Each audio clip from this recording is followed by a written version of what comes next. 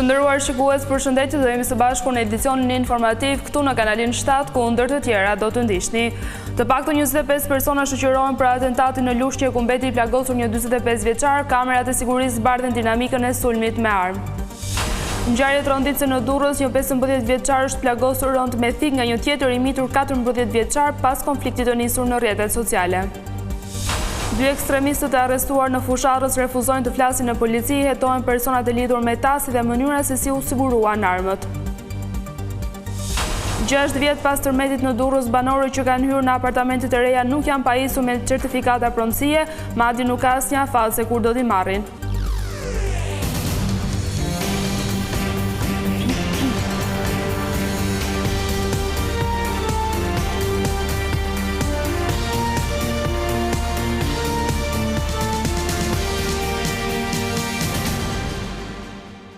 Jemi gjërësisht me zhvillimet kryesore të ditës së sotme.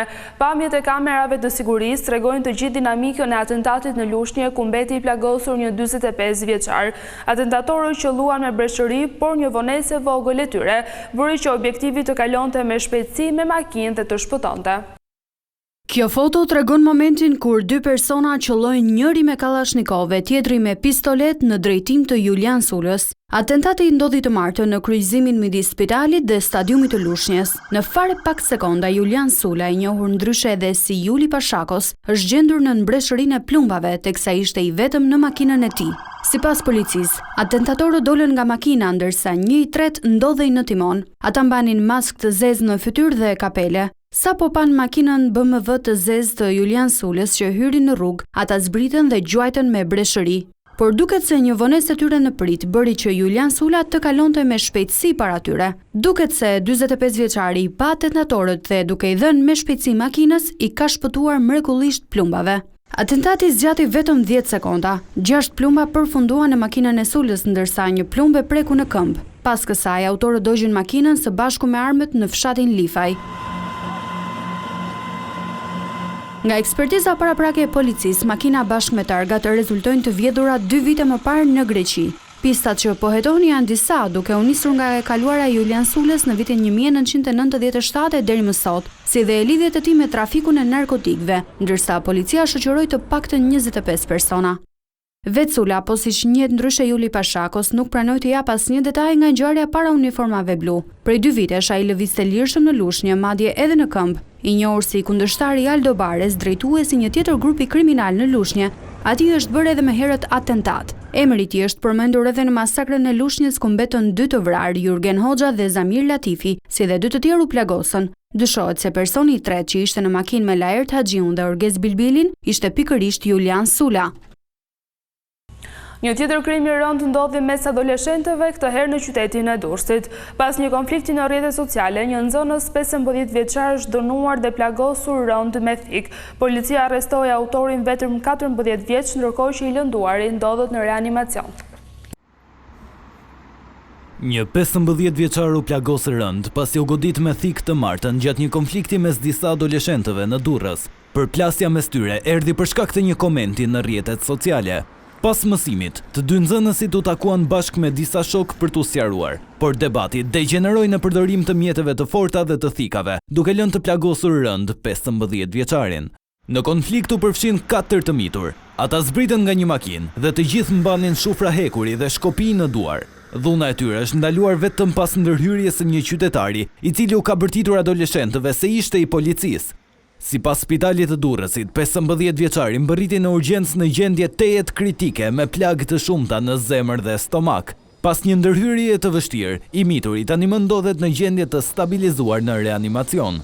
Ndërkohë, autori i krimit është arrestuar në flagrancë, ndërsa është sekuestruar edhe mjeti prerës. 2 të arrestuarit në Orosh me akuzën e nxitjes së terrorizmit kanë refuzuar të japin shpjegime përpara hetuesve. Ndërkohë po verifikohen të gjithë personat e lidhur me ta, ndërsa mbetet mister se si 2 ekstremistë që mbështesnin ISIS siguruan arsenalin e armëve. Ju jeni shejtan dhe ne japim llogari vetëm Zotit. Kjo ka qenë e vetmja deklarate 2 personave të arrestuar nga policia Shkodrës për armet e gjetura në banesën në fshatin Orosh të Pukës, ku grupi hetimor ka dyshimet e forta se të dy janë të indoktrinuar me prirje terroriste. Duke thënë se nuk e njohim shtetin dhe as ligjet e vendit, por vetëm fjalën e Zotit, Uka dhe Cumraku kanë refuzuar të japin dëshminë për të sqaruar lidhjet që mund të kenë me grupe terroriste jashtë vendit apo për faktin se ku i kanë gjetur armët. Sa i takon armëve të zjarrit, është ende mister për policinë dhe antiterrorin se si ata kanë arritur që t'i sigurojnë, pasi asnjë prej tyre nuk figuron i punësuar për të siguruar të ardhura, aq më tepër për të blerë municione dhe armë zjarri, ndaj hetuesit kanë bindje të forta se Uka dhe Cumraku janë ndihmuar nga persona të tjerë. Ata kishin 2 muaj që ishin shpërngulur në Orosh të Pukës, pikërisht në banesën ku qëndruan të izoluar për më shumë se 12 orë, ndërkohë që Renea i kishte rrethuar. Më herët ata kanë jetuar me qira në një dhomë në afërsitë të Kamzës, ambient ku është kontrolluar nga policia por nuk kanë gjetur armë. Një tjetër pikë e rëndësishme për hetimet është dhe personi i tretë në rrethin e ngushtë të 2 të arrestuarve. Kjo është zbuluar në bazë të dëshmive të banorëve të zonës. Ata kanë thënë se shpeshherë kanë parë në shoqërinë e 2 të arrestuarve një tjetër person me flokë të gjata. Brenda banesës së braktisur që i përkiste familjes së Julian Cumrakut, u gjetën armë zjarri, lëndë shpërthyese, municione luftarake si dhe flamuri ISIS. Madje në banesë është gjetur dhe një grop afro 2 metra, që rezulton e hapur kohët e fundit dhe dyshohet se mund të përdorej si magazin për armatime. Erzen Uka ish komando i dënuar më parë për nxitjet e terrorizmit, si dhe Julian Cumraku gjithashtu i dënuar më përpara. Pritet që të dalin për të njohur me masën e sigurisë në gjykatën e Shkodrës, ku ndaj tyre rëndojnë 4 akuza: nxitja, thirrja publike dhe propaganda për kryerjen e veprave me qëllime terroriste, prodhimi i armëve luftarake, kundërshtimi punonjësit të policisë, mbajtje pa leje dhe prodhimi i armëve shpërthyese. Uka mëngjesin e kësaj të mërkurë është dërguar në Spitalin Rajonal të Shkodrës për mjekimin e një plagë në këmbë.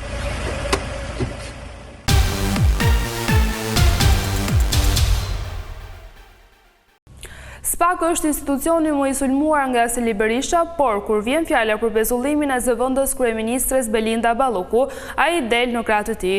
Madje kryedemokrati kërkon që për tunelin e Llogaras të hetohet edhe kryeministri Rama. Ndërkohë, i pyetur nga gazetarët për dosjen e 21 janarit, Berisha mbron veprimet e Lulzim Bashës si ministër i brendshëm në vitin 2011. Kryetari i Partisë Demokratike Sali Berisha si rrallëherë është pozicionuar pro SPAK-ut e vendimit gjykatës posaçme për të pezulluar nga detyra zëvendës kryeministren e ministren e infrastrukturës Belinda Balluku. Në një konferencë me gazetarët, Berisha cilësoi në përputhje me ligjin masën e sigurisë të vendosur ndaj numrit 2 të qeverisë, duke deklaruar se gjykata kushtetuese duhet të refuzojë të marrë në shqyrtim ankimimin e kryeministrit Edi Rama për këtë çështje. Me kërkesën për pezullim nuk ka asnjë shkelje ligjore. Ka ushtrim të plot të kompetencës në zbatim të ligjit.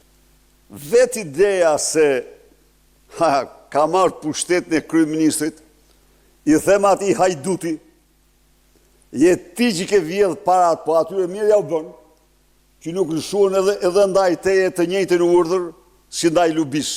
Por mbështetja e Berishës për SPAK-un mbyllet këtu, pasi lideri i opozitës kërkon që hetimi i tunelit Llogaras apo unazës madhe të Tiranës të përfshijë kryeministrin Edi Rama, e akuzat ngrihet për grup të strukturuar kriminal. Ajo që është e pafalshme, e papranueshme, është sepse nuk janë kualifikuar si grupi strukturuar kriminal apo organizatë kriminale. Nga ana tjetër, Berisha komentoi edhe hetimin e SPAK-ut për 21 janarin, përfshi kërkesën e Ilir Metës për t'u pyetur për këtë çështje nga prokurorët. Ndryshe nga Ilir Meta, Sali Berisha mbrojti Lulzim Bashën dhe rolin e tij si ministër i brendshëm në 21 janarin e vitit 2011. Një skenari i tillë i dhunshëm, i parë i pa precedent ndonjëherë, por me ato që kam konstatuar, masa ishin marrë. Një ditë më parë, kryetari i Partisë Lirisë Ilir Meta, i cili aktualisht ndodhet në Burg, nëpërmjet avokatit i kërkoi SPAK-ut të merret në pyetje në lidhje me ngjarjen tragjike të 20 janarit të vitit 2011, ku vran 4 protestues. Në korrikun e vitit kaluar, Ilir Meta ka deklaruar se përgjegjësi për këtë ngjarje mban Lulzim Basha, i cili sipas tij nuk mori masa si ministër i brendshëm, edhe pse ishte paralajmëruar për protestën. Fokus i reformës territoriale do të jetë fuqizimi i bashkive. Duke folur për Vision Plus, bashkëkryetari i Komisionit Erbian Mazliku vuri theksin te nevoja e konsensusit të opozitës. E ndërkohë, sa i takon numrit të bashkive, ai tha se kjo çështje do të diskutohet në vijimsi. Fuqizimi i bashkive sa i përket financave, burimeve njerëzore si dhe projekteve konkrete, janë sfidat kryesore dhe fokusi i Partisë Socialiste, që pritet të adresohen në Komisionin e Posaçëm të Reformës Territoriale. Në një intervistë për Vision Plus, bashkëkryetari Arbian Mazniku u tregua i qartë se objektivi i mazhorancës është që të forcohen kapacitetet e institucioneve vendore. Ne duhet të shohim kompetencat e bashkisë tanë, të marrim një vendim së bashku, nëse ne duam bashki më të forta, duam bashki me më shumë kompetenca, me më shumë decentralizim, dhe kemi bashki që mund të ofrojnë shërbimet që kanë. Dhe më pas duhet të themi, nëse bashkia duhet të ketë më shumë para, duhet të ketë më shumë kompetenca, duhet të ketë mundësi të ushtrojë këto kompetenca, duhet të ketë burime njerëzore të mjaftueshme për t'i ofruar qytetarëve këto shërbime. Mazniku shpjegoi se ndryshe nga reforma elektorale, Territorialia ka afat, pasi ndryshimet duhet të miratohen një vit para zgjedhjeve lokale. Kjo do thotë që deri në korrik të vitit 2026 ne duhet kemi përmbyllur reformën. Të paktën pjesën territoriale të reformës, sa pjesën e kompetencave, pjesën financiare mund të kemi pak më shumë kohë. Nëse humbasim këtë dritaria tjetër është pas zgjedhjeve për zgjedhjet 2031. Nëse mazhoranca ka një plan për të ulur numrin e bashkive në vend, bashkëkryetari socialist dha këtë përgjigje. Unë mendoj që nuk është e udhës që në këtë moment të fillimit të procesit të flasim për numra, sepse rrezikojmë që duke folur për numra më shumë apo më pak bashki, të kondicionojmë në një mënyrë të padrejtë rezultatin që duhet arrijmë. Vuri theksin dhe tek bashkëpunimi me opozitën, teksa nënvizoi dhe kërkesat e miratuara, në mënyrë që të mos ketë bojkot apo përplasje nga të djathtët. Kërkoj që të kemi antar numër të barabartë, pavarësisht se parlamenti nuk ka afërsi numrash midis opozitës dhe majorancës. Ne vendosim të kemi numra të barabartë, kërkoj bashkëkryesi dhe ram dakord për bashkëkryesi, pra në mënyrë sistematike i kemi dhënë të gjitha shenjat opozitës se një gatishmërie nga ana jonë për të bërë një reformë bashkarisht. Të njëjtën do të zhvillohet mbledhja e dytë pas konstituimit të Komisionit të Posaçëm për Reformën Territoriale, ku pritet i bashkohen dhe antarët e Partisë Demokratike.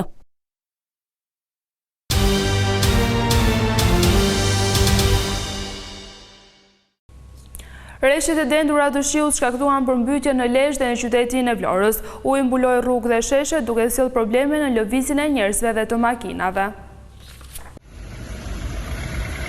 Me suaj dhe trafikut u zgjua Lezhë këtë të mërkur. Rreshtet e dendura të shiut të rëna gjatë natës kanë krijuar probleme të shumta dhe sistemi kanalizimeve nuk ka arritur të përballojë sasinë e madhe të prurjeve, duke sjellë prani ujë në bllokun e banimit 11 janari dhe lagjen Beslidhja. Niveli ka arritur deri në 40 cm, duke bllokuar hyrjet e pallateve e duke vështirësuar ndjeshëm qarkullimin e këmbësorëve dhe automjeteve.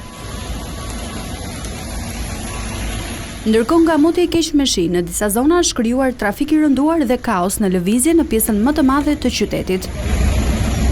Rreshtet e dendura dhe me intensitet kanë përfshirë edhe Vlorën. Sheshi para Universitetit Ismail Qemali u përmbyti tëri duke vështirësuar futjen e studentëve në Fakultetin Ekonomik, ndërsa uji mbuloi trotuaret dhe një pjesë të rrugës. Sipas banorëve të zonës, problemi lidhet me kanalizimet e bllokuara dhe me mungesën e mirëmbajtjes, duke kthyer zonën në një pikë të përhershme problematike gjatë stinës së rreshjeve. Rindërtimi në Durrës 6 vite pas tërmetit të 26 nëntorit të vitit 2019, po shkon drejt përfundimi. Qindra apartamente të reja janë ndarë, por asnjë familje nuk është pajisur me certifikatën e pronësisë. Madje banorët nuk kanë asnjë afat konkret se kur do ta marrin këtë dokument. 6 vite pas tërmetit shkatërimtar në Durrës, me qindra banorë që janë futur tashmë në apartamentet e reja, nuk kanë marrë ende certifikatat e pronësisë së banesave të tyre. E vetmja përgjigje që japin autoritetet lokale për këtë problem është se ai do të zgjidhet paralelisht me procesin e rindërtimit që po shkon drejt përfundimit. Në këto kushte, të gjithë të dëmtuarit nga tërmeti që disponojnë banesën e re nuk kanë asnjë afat konkret se kur do të pajisen me dokumentin e pronësisë. Hartimi i certifikatave ka mbetur peng i moskoordinimit mes autoriteteve për të përshpejtuar procesin, duke bërë që pritja e banorëve për të hyrë apo për të gëzuar plotësisht apartamentet e reja të jetë tej zgjatur. Kryebashkiakja Emiriana Sako thot se rreth 200 familje të mbetura të pastreha nga tërmeti shkatërimtari 26 nëntori 2019 kanë marrë çelësat e shtëpive të reja në lagjen e Spitallës, ku me fondet e Emirateve të Bashkuara Arabe u ndërtuan 996 apartamente. Sipas saj, procesi ndarjes së banesave që nisi në muajin shtator vijon dhe të tjera familje do të vazhdojnë të futen në shtëpitë e reja. Lajmi i mirë është që prej shtatorit ne kemi filluar të ndajmë çelësat në lagjen e re të rindërtimit dhe rreth 200 familje kanë tërhequr tashmë çelësat e apartamenteve të reja. Jemi në proces, mendojmë që procesi do të përfundojë shpejt, sepse punojmë atë pas hapi me dorëzimin e çelësave nga ana e kompanive që kanë bërë ndërtimin, menjëherë bëjmë dorëzimin tek qytetarët dhe shpresojmë që lagja e re do t'i kthehet normalitetit, pra do të jetëzohet shumë shpejt. Por megjithse kanë kaluar 6 vjet, ende ka pallate dhe banesa që nuk i janë nënshtruar rikonstruksionit. Në lagjen 5 të qytetit disa banorë shprehen të shqetësuar në lidhje me gjendjen që është krijuar pas dëmtimeve të tërmetit. 2 nga ata përdoruesit e drogës kanë vdekur, ka ardhur policia mbas një javë kishin zënë jetën të vdekur njerin. Po vinë trupa të reja, të thash që vinë plot mosha të ndryshme. Sidomos këta gjimnazistët i ke këtu. Ndërkohë vetmi gjimnaz që ende nuk ka nisur së rindërtuari në Durrës për shkak të gjetjeve mjaft të rëndësishme arkeologjike që u evidentuan nga arkeologët gjatë gërmimeve është ende në fazën e realizimit të projektit. Sipas Sakos, shkolla e mesme Gjergj Kastrioti do të jetë vetmi institucion arsimor në rajon që do të bashkëtojë me një monument kulture. Gjatë këtyre 6 viteve, procesi i rindërtimit me shkollat, kopshtet, çerdhet ka ecur fal programit EU for Schools, po ashtu edhe nga fondet nga buxheti i shtetit.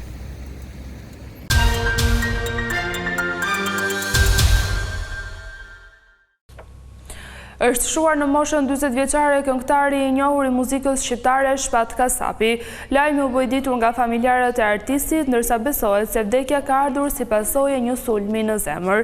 Në momentet e fundit të jetës, Kasapi ndodhej në Itali pasi po zhvillonte një tur muzikor. Ikja e tij ka tronditur jo vetëm të afërmit, por edhe kolegë dhe dashamirës të artistit. Shpat Kasapi ishte një nga emrat më të njohur të skenës muzikore shqiptare. I lindur në Tetov me 1 maj të vitit 1980, ai ndau jetën mes Shqipërisë dhe Maqedonisë së Veriut, ndërsa rrugtimi i tij artistik datoi në fillim të viteve 2000. Të nderuar shikues, ishte gjithçka e përgatitur dhe për këtë edicion informativ. Bashkë ndajemi këtu, natën e mirë.